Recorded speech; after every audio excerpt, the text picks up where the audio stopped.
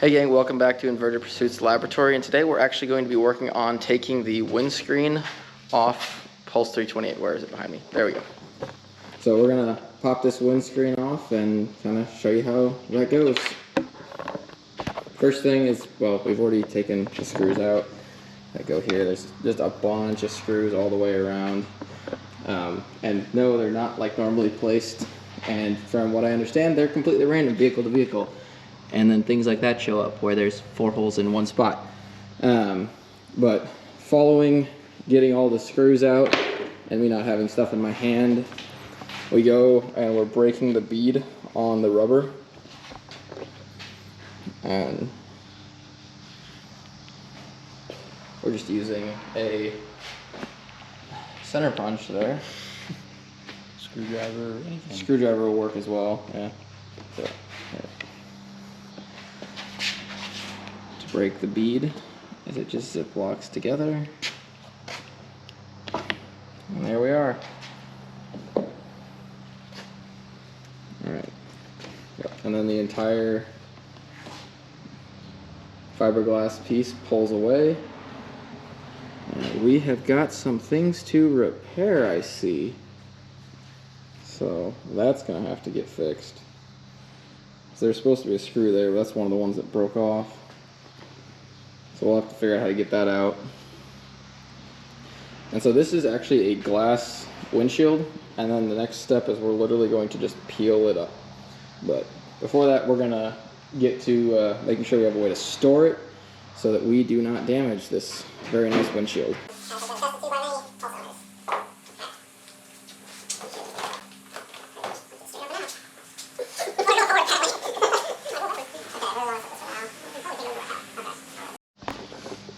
Alright, so the next step now that the windscreen's completely off is that we go through and we have to take out all the screws in the dash to get underneath the dash. And there are 4 screws around the dash, and of course only 2 of them match. There are also 4 screws up here in the dash that I already took out. I also have to remove the turn signal buttons on both sides, the vents, and on this side I have to disconnect the pitot tube, which I think is easy enough as just unplugging the hose from back behind. So we're gonna get that off and keep going. So the dash is now off the vehicle. I've got it stored over on a shelf, but we can see underneath the dash there's a piece of rubber foam here that was bad, so we'll have to replace that. Amazingly, everything was quick disconnect underneath. Oh yeah, there's the rubber foam. Not in good shape. Everything was quick disconnect for getting the blinkers disconnected, and the pitot tube that this one has came off just fine. Alright, we got a little ambitious and I didn't film anything, but the entire back came off. I really wanted to see what the inside of the, I believe this piece has been called the turtle deck by a couple people. I just have always called it the rear upper fairing, but it's off. And I was really wanting to see how these wings attach on, and they have a stiffener and a bar that runs up from the inside through here, and then there is a bolt on the back end either side that holds it all in place. And then we've got the wiring running inside, which the wiring is largely what I'm going to end up replacing as I'm working with a new taillight setup. But it's was surprisingly easy to get off. These quick disconnects at the back here were very handy. So I'm gonna kill the fan here real quick and kind of show you guys what's going on. So I've got 328 up in the air, and as you might notice, there's a front wheel missing. The front wheel is completely off. So I went ahead and completely disassembled the front wheel. To get this off, I had 2 bolts here that had to come out that were part of my brake plate mounting, and I had 4 on the front of each of these bearing carriers on each side, and it just plopped right out. I also had to undo a large nut. This large nut was on the side of the axle. There was one on each side of the axle that had to be completely undone. And there's some bearing holders. So now we come over, and here's the front wheel. So part of what I'm also planning to do is get a new front wheel, or front tire specifically for this. So that'll be going off to get replaced here soon. But here's where the brake rotor mounted to. So this just goes right on there like that. And I did buy a replacement for this brake rotor. I don't know if I need to replace it or not. This rotor is honestly not in very bad shape. I thought it would be a lot worse off after the overheating issues we were having. But this one honestly looks really good, and it will also save me time and potentially money on having to have the new rotor have these holes drilled in it, because these holes are actually how we check speed. We've got this little sensor here on our brake mount that checks the speed. And this is our center axle. I've got it just covered up to keep it safe. But then here's the brake caliper. Here's my suspect of all suspects, what I believe is my problem of all problems. So I went ahead and took it completely apart. This is the internal seat O-ring. It sits in a groove right down in here. And that basically runs on the outside of the piston. And then I've got my sleeve bushing, which this one was totally destroyed. Like, it just fell apart trying to get it out. So this was our big problem causer, I do believe, right here, being as that this sleeve is pretty well destroyed. So thankfully I bought new of both of these. So I've got both a new internal seat and a sleeve for the caliper. But what I'm working on right now is I'm going around, like, I'm cleaning up the pads to make sure the pads are still in good shape, checking each piece out. I've also got a lot of the fire retardant still to clean off things. So I'm finding that everywhere and just working to get it off as I go and just make sure everything's in good shape. Something really cool here, this was, I believe, an upgrade made by the previous owner, is that rather than having a connector that seats straight into this is actually an AN style connector. And yeah, that's capital A, capital N style connector. So it connects into our standard brake, which is NPT. I believe it's probably quarter NPT in here. Let me take a look at that real quick. Yeah, that's quarter NPT. So quarter NPT, it seats on here, a couple of washers, and then that smashes on there, uses a 9/16 wrench. And then the hose on the bike side is the opposing to this AN, so it's got this opposing flare, which I'm gonna need to clean before I put it back on the vehicle because my hands are disgusting and have been all over this. But so it just compresses right on there, and then this perfect face to that perfect face makes the connection, which that is a little bit beat up. That AN style connector is a little beat up, but that's where we're at. So I'm gonna keep cleaning, and then we'll get this thing reassembled. I'm also, this is probably gonna take me a couple days to get this all done, because I've definitely got to figure out if I think this is good or not, and I'm gonna go ask some people on that. Plus it'll take a little bit of time to get the tires done. Also, though I'm probably gonna do this tire on 324, which I still have down here as well. Since we just got back from the rally a couple days ago, 324 and 328 are down here at the same time. My dad hasn't come to pick this one up and take it back to his house, but we'll get the front tire off it and get it replaced as well, so that we just have fresh tires on both vehicles. So it has been weeks, if not months, since I started this video. But it has been a lot of work to get parts outside of 328. And we also had 324 in the shop here for a while we were taking its brakes and front tire apart to get it replaced. We went and had both front tires on 324 and 328 replaced. So that's actually 324's rim. We swapped rims because this one actually needs replaced. We found out the rim's a little bent and we don't want to use it. I got the master cylinder out of 328. That was a lot more work than I expected, and there's been a lot of, I mean, this is just a mess of a workbench right now, but there are just parts everywhere. I completely rebuilt the brake caliper. I've been working to make sure it stays full of brake fluid so we don't get any rust. This is the brake rebuild kit and rear rotor whenever we get to the back, which that is another video. I'm just focusing on the front at the moment. Front rotor, we decided it's in good enough shape to keep using. There's not really much damage on it at all. And there's no noticeable damage. Front axle also looks good as we've been looking at that. So we got some chance to look at 324's front axle as well. But Over on the vehicle itself, we pulled the master cylinder, usually sits right here. We had to pull it out. Problem we had was that all of the lines were seized to it. Here's a couple of the IFF fittings, and they're just all sorts of bound up. We had to literally cut them out of the vehicle to get them out.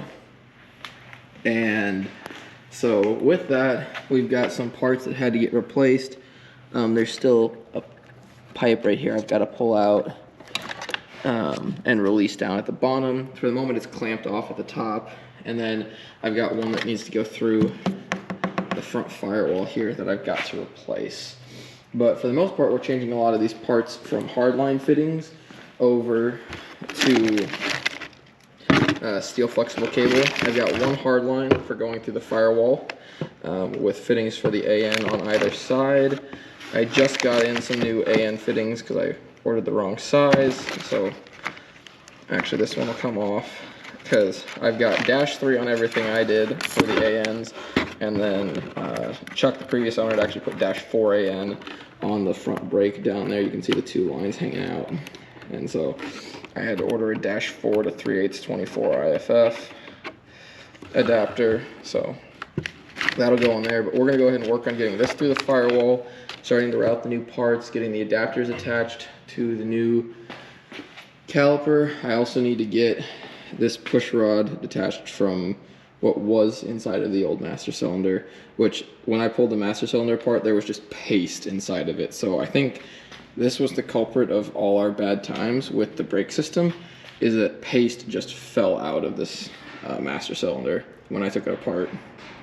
And so, hello bad times, hello beginning of hopefully great driving for years to come. But all right, I now have my master cylinder all prepped up. So I got these adapters were the original ones that came with the vehicle here to go between the master cylinder and then the cabling. I've added another adapter, the 2 in silver here. These are my AN adapters from inverted flare fitting. Allow my new flexible cables to go on and get that trash out of here. So I've got all of that adapted in and cranked down tight. So I need to still get the plunger off the old piston because it's seized on there and I'm not sure why. I'm hoping I don't have to cut it off, but that's what it comes down to. I just need to get it off. I also need the boot that's stuck to it. Additionally, I have the new line inside the vehicle here. Not exactly where I hoped that would land. It's kind of an awkward spot in there for that to sit. Like, it just sits right in front of a plate. And so I'm working on that. I may add a bend or two to that, but I'm working on it. We'll see how that goes. Then I've started getting up underneath in here to deal with routing the flexible cable you can see over here on the right, making sure it goes up, and I've got zip ties where I want them. So we're getting ready to hopefully remount the master cylinder here very soon. Alright, so a few weeks back we bought a new rim for the front end of the Pulse. This is actually the old rim. You can see it's been on a vehicle for a while. But part of the reason we went ahead and bought a new rim is because you can tell that's not exactly straight anymore. We were unsure how that was going to affect the performance of the wheel. It seemed to have been seated on there just fine. We just didn't like that there was this bend. So we got a new rim mounted today, and I'm starting to build back up all of the washer stacks in here to figure out the exact spacing of everything. So the next thing that would sit on here is this plate to space out our speedo sensor from the rotor. So I'm trying to figure out exactly how far that needs to space out. So far I seem to have enough washers in the right spots to get everything to sit right. So we're gonna just start taking a look at how it all fits up underneath the vehicle and getting all of this bin of parts back in the right spot so we can get the caliper mounted again and get that all going. As a quick reminder for anyone who's trying to do this themselves, this is a juggling action between taking the tire off of this entire mount. So there are the 4 lug nuts on this side. Loosening them allows you to move the tire around, and that's how you're going to get the caliper on. That's how you're going to get everything on. So initially what I'll end up doing is I'm going to mount this shaft back onto the forks underneath here and get that all mounted up. Then I'll loosen the tire, shift it over so the tire will actually shift as far that way as I can, and I'll be able to slide the caliper up underneath here and then slide it around to where I need it. That's how we did it on Pulse 324, and so that's the plan for doing it on 328 and getting this to go as smoothly as we possibly can. All right, so it is not mounted on here yet. Just want to be clear of that. So what I ended up doing to get this on here is this plate is a nightmare to get on because it has the speedo sensor. Let's see if I can sneak up in here. Right there, that nut looking thing. That's the speedometer sensor, and it sits there. It's this little guy right there, and interfaces and reads the rotor going around. So I had to make sure I got this floated in the right spot.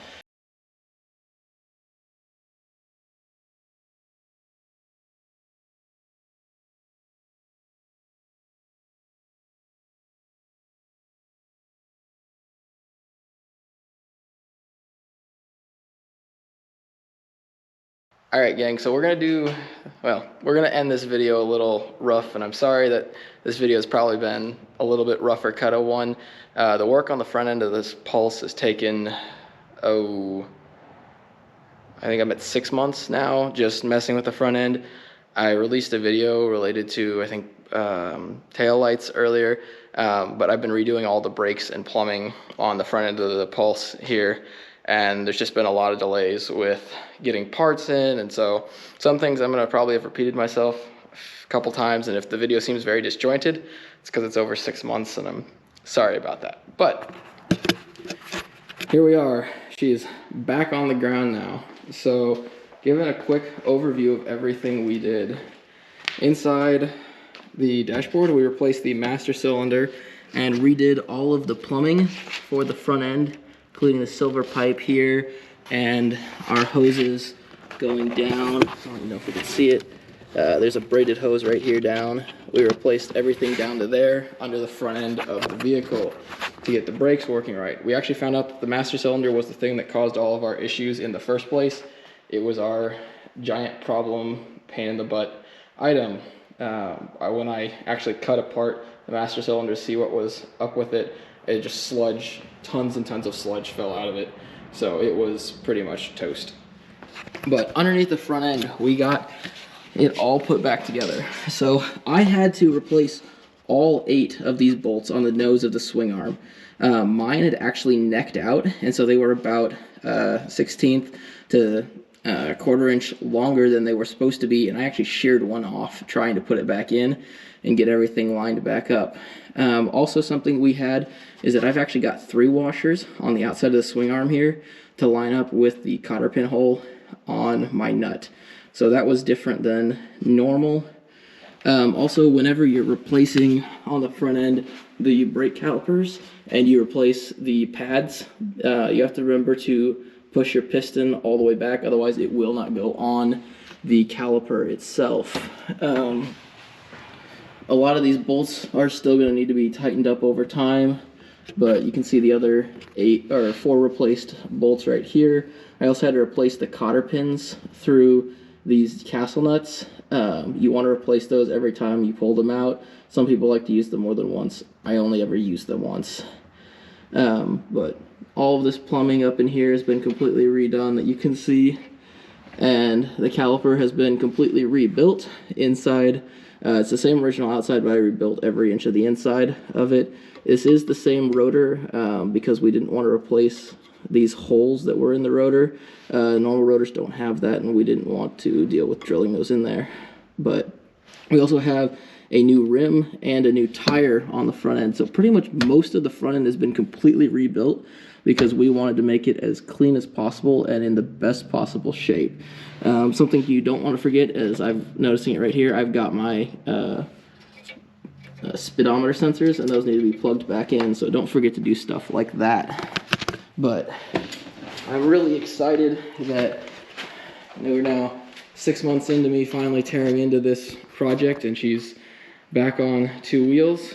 But the next video I have out on this vehicle will be tearing apart the back end here. I've got to drain the oil, pull the back end off, do the caliper and rotor rebuild, and then that'll all go back together, and then the back end will start going on, and I'll get to start messing with these new tail lights that I built in a previous video.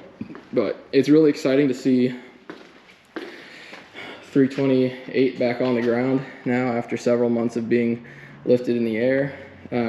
One thing to remember is when you're putting your brake caliper on, actually as we're down underneath here, you have to remove the wheel once it's mounted. You have to undo the lug nuts on this side, pull the wheel all the way over, and then put the caliper on. And that's just pretty normal with these vehicles' function. So just some small things to keep in mind, and I mean, you can never get enough notes on these. And if you're looking for more on these vehicles, there is a Facebook page as well as a website that has tons of data on fixing these. So if you ever have questions, please go on there. We're always more than willing to help. Also, if you post comments down below, we have tons of things that can help you out there.